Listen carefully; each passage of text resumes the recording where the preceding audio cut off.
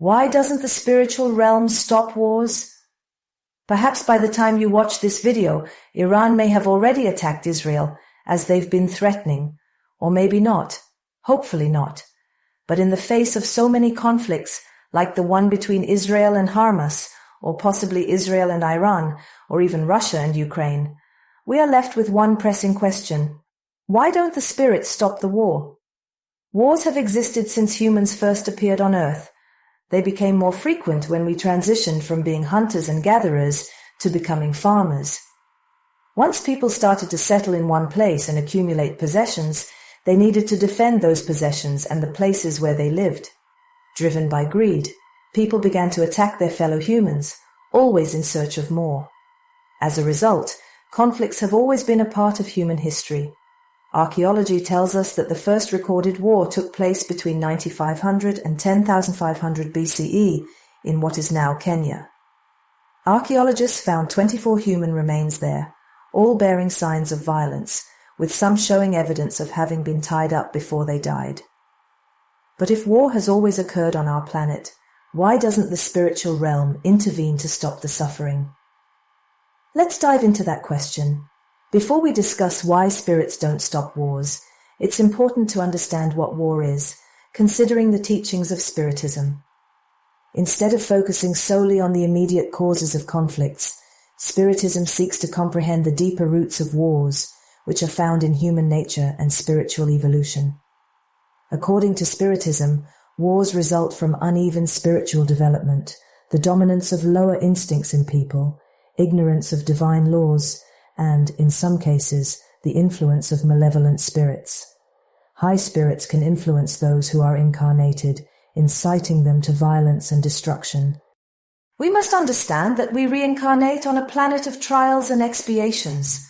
Earth is a world where, despite the presence of good, evil still prevails.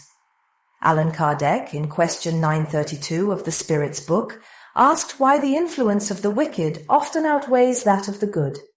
The benevolent spirits responded that it is because the wicked are daring and bold, while the good are timid. When the good decide to assert themselves, they will prevail.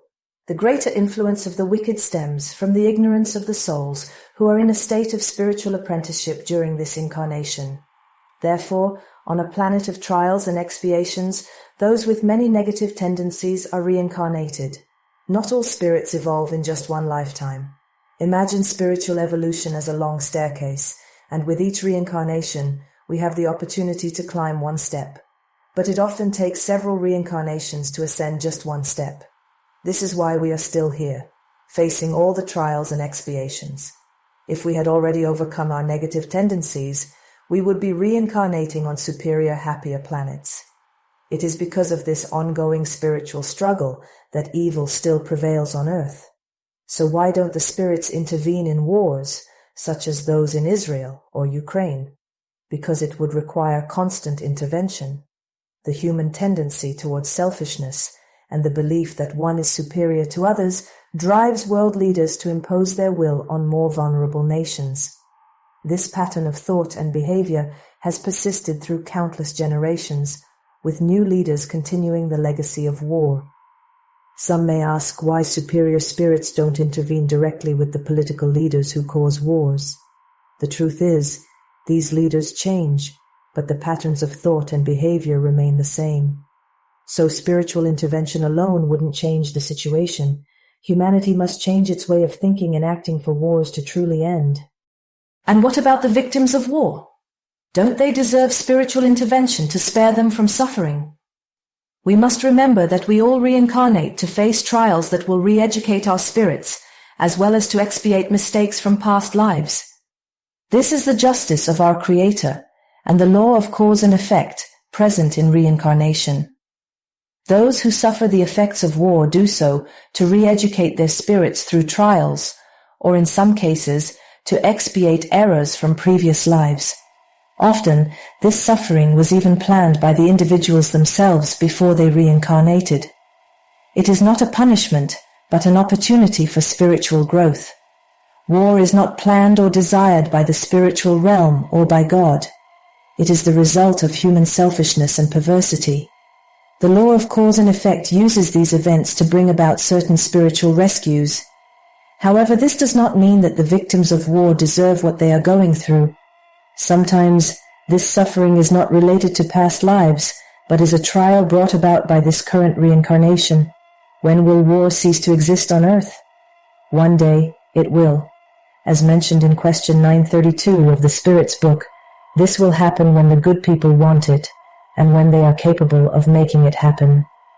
This change will begin around the year 2057, marking the end of Earth's planetary transition.